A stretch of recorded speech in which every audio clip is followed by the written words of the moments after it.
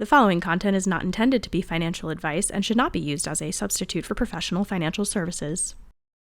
What's up, guys? It's your boy Ross Mack, and welcome to the Financial Freestyle here on Yahoo Finance. I got a real special guest today, Mr. John Hope Bryant, founder and CEO of Operation Hope. Mr. Bryant, how you doing today, boss? Dear, I'm deeply honored to be here, Russ. Listen, I said this off camera, but you always got to give your flowers on camera too. In this world that we're in of financial literacy, you are a true pillar in it, but you also, the godfather of it. So I just want to thank you for one, being here, but two, also all the work that you've done and continuing to do. I appreciate that. We're all standing on tall shoulders. Yeah. Dr. King was in your city here in New York 2 weeks before he was assassinated at Harry Belafonte's house, and Ambassador Andrew Young, my mentor, was there with him. And Dr. King was saying, "Look, Andy," called him Andy, called him Ambassador Young. We can't keep having the protest to get a street light up. There's two things we need to do. We need to get some people who look like us in political office, so we can just call the mayor and ask for a street light. We shouldn't be protesting for a street light. Wow. Number two, we've got to get this economic situation undergird. We got to focus to the issue of money and economics and empowerment, and that's why he pivoted to the Poor People's Campaign, which in all likelihood got him assassinated. And 2 weeks later, he was assassinated. But no one messed with him when he was talking about the right to vote or access to a public facility or even the Vietnam War, which upset a lot of people. But when he started talking about money, and certainly the redistribution of wealth, and he's talking about a Nobel Peace Prize winner mobilizing all poor people, and the largest population of poverty in this country are poor whites, then and now, you don't live very long. And 100 years before that, Abraham Lincoln had listened to Frederick Douglass, and over time began to understand that it wasn't just about saving the Union, it was about saving our humanity. It was about the decency, it was the dignity of people, it was the business plan for America. And Lincoln evolved, and they created the Freedmen's Bank. Yeah. March 3rd, 1865, 2 months after 40 acres and a mule. So it was 40 acres in January, a mule in February, the bank in March, and the promise to give blacks the right to vote led to his assassination in April. And both Abraham Lincoln and Dr. King were killed in April of the successive years of 1865 and 1968. It's interesting that April these days is Financial Literacy Month every year. And I think this financial literacy is a civil rights issue of this generation. If Dr. King was alive today, this would be the work he'd be doing. And so this is a progression of work that started in the streets, and now we hope will migrate to the C-suites. This is about building a new constituency. Dr. King had built a constituency. Abraham Lincoln created a constituency. Frederick Douglass created a constituency. Anybody doing something new and innovative, you're going to create a whole new constituency of not just leaders, but thought leadership that changes the dynamics of who we are and where we are. And America's not a country; she's an idea, and we can make her anything we want. And every 100 years or so, she goes through a bit of a rebirth. And we're in that period right now. We're sitting in this moment in history. So I wouldn't be doing this if I thought that it was just a nice program or a nice to do, or even if I thought it was important. I just think somebody else could do that. I'm only doing what I think that I can uniquely contribute to, and what I think has a ripple effect. And I think this has a 100-year ripple effect. You've advised 3 sitting presidents, and you are responsible for getting financial literacy, effectively kind of mandated, right? So let's kind of talk about who you are and how you got to there, and obviously what your passion for financial literacy is. I'm God's child. I'm reflective of the majority of my viewers on social media. I have 3 million followers and a couple 100 million video views. I'm told 1.5 million to 2 million views a week. The new book that I have out, Financial Literacy for All, which has been a bestseller on business finance for 4 months now, is being purchased by everybody, but notably by young black aspiring people. I think this is the aspiration generation. And a lot of people who follow me on social media are young African American, 18 to 35, looking for a role model, looking for a mentor. That was me. So they're following me who was them, right? And who was the me that is now them. It's a young guy from South Central LA whose mom and dad came from the South and with a high school education. They built something out of nothing. We accumulated just through hard work and grit. My mom and dad, Johnny Will Smith, Juanita Smith, God rest their souls, a 8-unit apartment building that would be worth $6 to $8 million today. We bought it for $18,000. Back in the early 70s, we owned our own home in South Central LA on Martin Luther King Boulevard, then called Santa Barbara. We owned a nursery business. We owned a gas station, which is still there. A nursery business, a cement contracting business. They were ballers. No, that's amazing. And unfortunately, my dad could make the money but couldn't keep it. And the more money he made, the broker we got, because he was financially illiterate. And so Ambassador Andrew Young, my mentor, says that men and women fail for 3 reasons: arrogance, pride, and greed. And my dad was really smart and a great worker and in no ways lazy, but he was full of pride. And so he wouldn't ask my mother for help. My mother was a great saver, a great investor. He was a great hustler. Together, 2 + 2 in a relationship is the only place that math should not work. I like math because it doesn't have an opinion. But in a relationship, math should not work. 2 + 2 has to equal more than 4. If it's not 6, 8, or 10, what are you doing? You can do bad all by yourself. And so my dad should have used the multiple of compounding in a relationship and leveraged my mother's strengths. But he just thought she was beautiful and discounted her other values. And he should have made it and passed it over to her. So they divorced over money. Wow. Number 1 cause for divorce. Yep. They had domestic abuse. I'm talking about fighting, blows over money. I saw it. I had to call the police on my dad when I was 5 years old or something like that, whether my sister handed me the phone to talk to the police for some reason, or she handed me the phone. And my mother left my dad because he took the $4,000 she was going to use to send my brother Donnie to college of his choice, to be whoever he wanted. He could have been me and you, or owned this organization. Who knows what he would have done. But because my dad took that money and wasted it, he was forced to go in the U.S. military to get an education. And they traded 4 years of his life for 4 years of college. And then they knew, the behavioral economics, they knew he'd probably stay. And he stayed his entire career. And he ended up marrying a Hawaiian, living in Hawaii, having Hawaiian children, having a career in the military, retiring from the military, working for the military as a contractor. He's still there to this day. Great life, he has no regrets. But all that was because he had no self-determination. He didn't decide what he was going to do and what college he was going to go to. He had to go to a college through the military because that was where the money was, because my dad took the free cash flow that we had. And so my mother got that memo, man. I mean, I was too young to understand at that time, but my mother was like, that's my oldest child, and he didn't have a free choice. My other two children are going to have a free choice. So she left him, and we went to go live with her girlfriend, who she told me was my aunt, so I wouldn't be nervous, I guess. And the guy who saved my life, as I fell on his front porch and was swallowing my tongue on his front porch at the place we were staying, he was selling drugs part-time to take care of his family and ours. Now, pride again. He should have just said to my mother, hey, look, I can take care of my family. It's hard for me to take care of my family and yours. Can you contribute? And Ross, my mother would have said yes. It would have been that simple. Absolutely. She was working. She would have said yes, but he never asked. And so she didn't know that he was an issue until the drug dealers followed him home one day to send a message and murdered him in front of me. Wow. They ran him down in a pickup truck.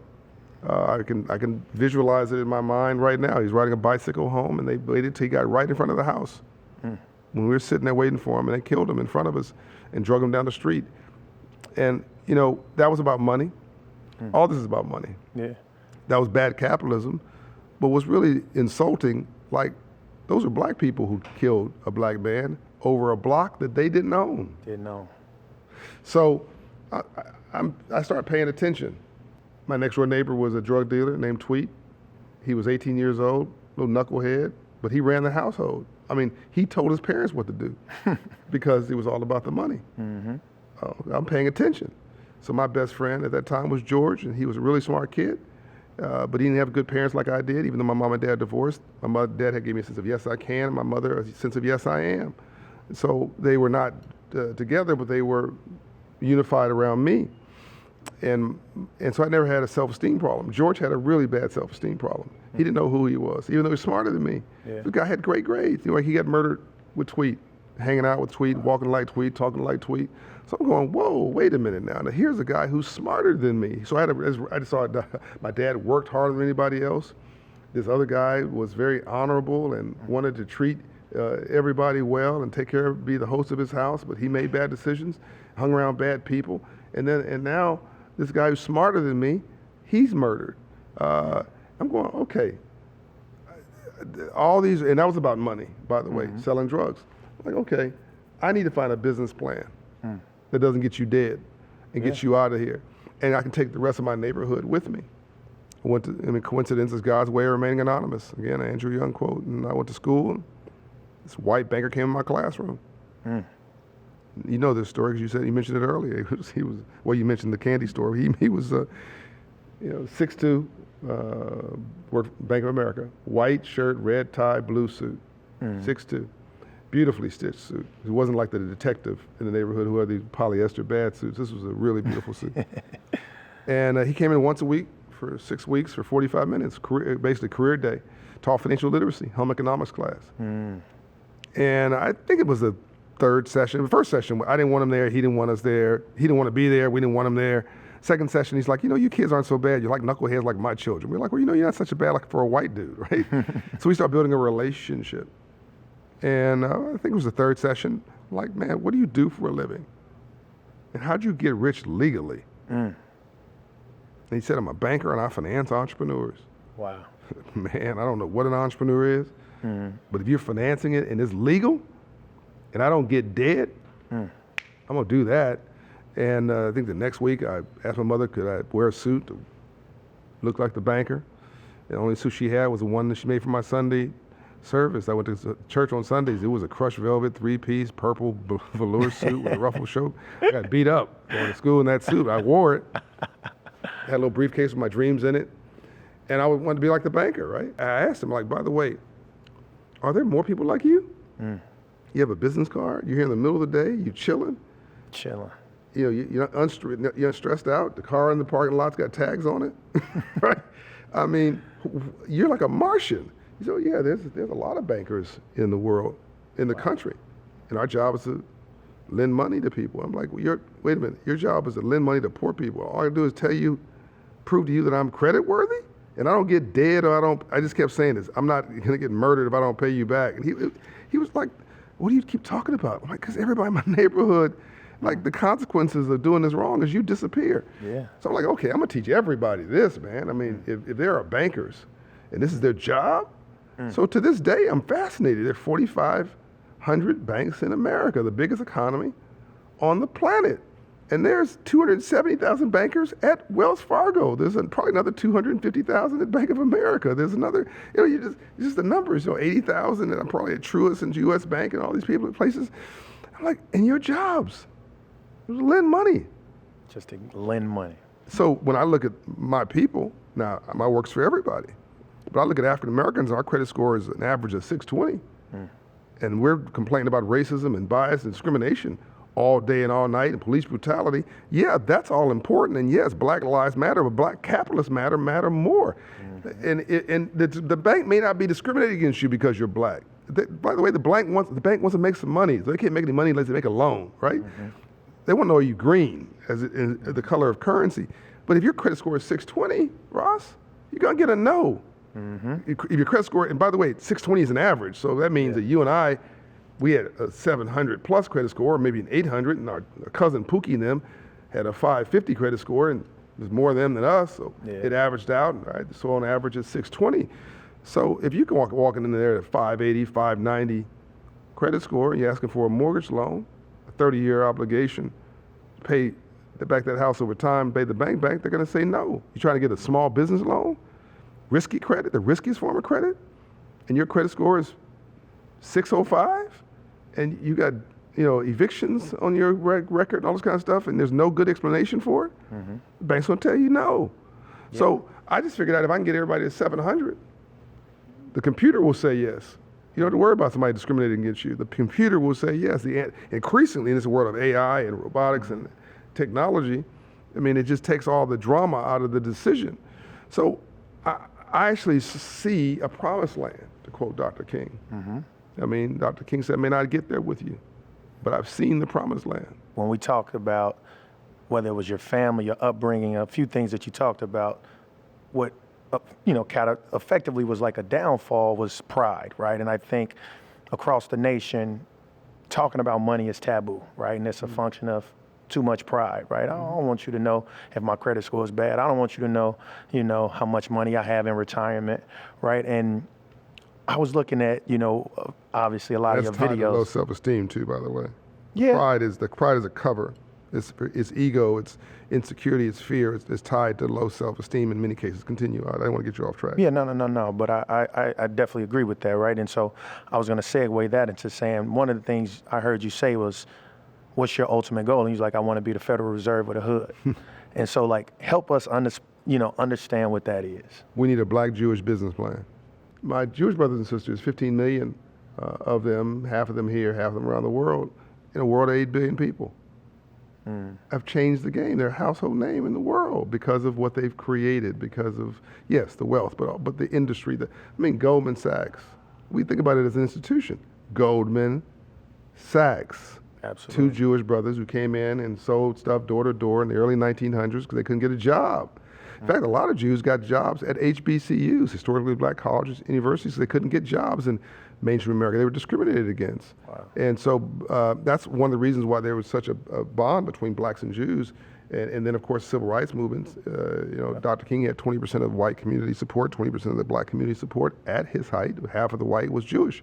Wow. Because they understood the pain. They could relate to the challenges. But in spite of all that, they couldn't own land in Europe, so they became financiers of land. And then when the people couldn't pay it back, they ended up owning the land. They just found a way over it, around it, through it. They're going to get to it. And that's what black people have got to do. You never had a place, a time in history where you needed all of us to succeed. In this economy, which is the biggest in the world, and the sole superpower in the world, $26 trillion a year. Ross, think about in 1970s, 1972, somebody listening to this, watching this, is a woman. It's a blonde-haired, blue-eyed woman. She's well-to-do. She's highly educated. Her husband and her are very successful. In 1972, her mother could not have a credit card. In America, not 1872, 1972. Could not get a bank account. Could not get a loan unless her husband co-signed it. There was a fight over whether that was right, whether women should just keep their place, quote unquote, in the kitchen and in the house. And luckily that fight was won on the side of goodness, and women were set free to have their own possibility.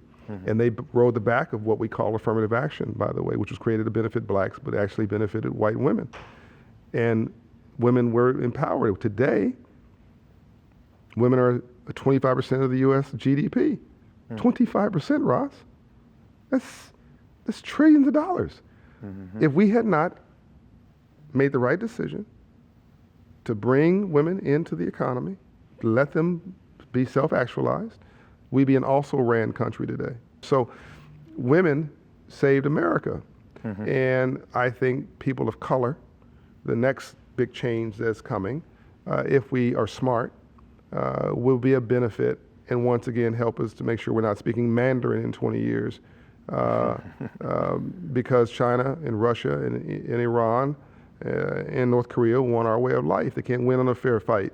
They can't just compete with us on a level playing field. They got to cheat at capitalism. This is much more for me than a program or an experience of one group, certainly not one group over another. I actually think that if a black person succeeds in 2025, the racist wins because GDP rises. So you have black people at the bottom of this economic pyramid, but worst credit score. We talked about Chicago, already a net worth of zero. Go on and go on and on. And you got Latinos not doing much better, and it goes on and goes on and goes on, right? You got this population of poor white people who were ignored since the Industrial Revolution. They're now rioting at the ballot box. They're frustrated. right? We got to fix these problems. We got to repair the ladder of aspirational success. This is the aspiration generation, and I want to be part of the repair kit. I look at financial literacy as the equalizer, right? Give us, just a few steps on how we can leverage, whether it's investing, getting our credit scores right, et cetera, like in order to get to prosperity and actually as a community, how do we make money effectively? 700 credit score neighborhoods don't riot. You never had a riot in a 700 credit score neighborhood in all of America's history, not one that was location-based, meaning people lived there. Only 500 credit score neighborhoods riot. And you live 20 years longer in a 700 credit score neighborhood than you live 15 minutes away in a 580 credit score neighborhood. That's every zip code in America. We've mapped every one of them through the Hope Credit Score Index. Again, talk about this in my book, Financial Literacy for All. Number two, you need to have a 700 credit score so you can access capital. What you want to do with that capital is you want to have good debt, not bad debt. Don't finance jewelry, finance a piece of real estate. You never see any millionaire, including the one sitting in front of you, who didn't do it with real estate in their portfolio. The biggest way, the easiest way to build wealth in America is home ownership. Absolutely. So get yourself some good debt with a good credit score, low rates, good terms, buy yourself a piece of real estate and hold on to it. I want you to live in one of them. Then I want to take the equity from that in 3 to 5 years and buy another piece of real estate, not a mini mansion. I'm in a working class neighborhood. Buy it, rehab it, rent it. By the way, rehab with people from the neighborhood, so recycle those dollars. Rent it and hold on to it. Do that 3 times and you'll have $1 million net worth in 5 years. I want you to have a life insurance policy. Term life is fine. Which means that even if you pass on with no assets, if you have a $100,000 to $1 million life insurance policy, which you can get for little to nothing if you're in good health, means that you have generational wealth for those that come behind you, and you won't be doing a GoFundMe when you pass out and die, and if no one to cover your funeral expenses. I want you to have a will so that proper people actually get the resources that you've worked hard for. Avoid probate. I want you to understand, yes, avoid probate and a fight with all the family because people change over money. I want you to understand you make money during the day. That's why they call it making a living. You make money during the day, you build wealth in your sleep. Stocks, bonds, home ownership, investment. 18% of us are owning stocks. It's crazy. Buy a broad basket of stocks and don't sell them. Go flight to quality. And if you're confused, buy the stuff you use. I mean, Walmart, whatever you're using, buy that, right? And hold on to it through your 401k plan. Make sure your employer, if you're working there, if they have free money, meaning a match, that you're taking every dollar they got. You put in $1, they match you $1, right? And then own a business if you have the stomach for it, the attitude for it, the spirit for it, become a business owner or an entrepreneur, because now you're creating using your own hustle and your own relationship capital in order to build wealth. So those are some short steps to do what I did, which is to go from the bottom to the top, from literally homeless to the bottom of the 1%. You make more money on your money than you can make with your time. Absolutely. You make more money on your money than you can make with your time. And thank you for giving me your time. It's been valuable. No, in fact, without a doubt. It's been invaluable. Now, I genuinely appreciate you. I want to really have a big special thanks to Mr. John Hope Bryant for sharing his story with us. And I want to give a big special thanks to you guys for joining us on Financial Freestyle. I really do hope you guys got some great insight, some inspiration when it comes to building wealth and actually growing, man. It's your boy, Ross Mack. Make sure you come back here next week. We got you covered, man. You already know. Let's build wealth together. This content was not intended to be financial advice and should not be used as a substitute for professional financial services.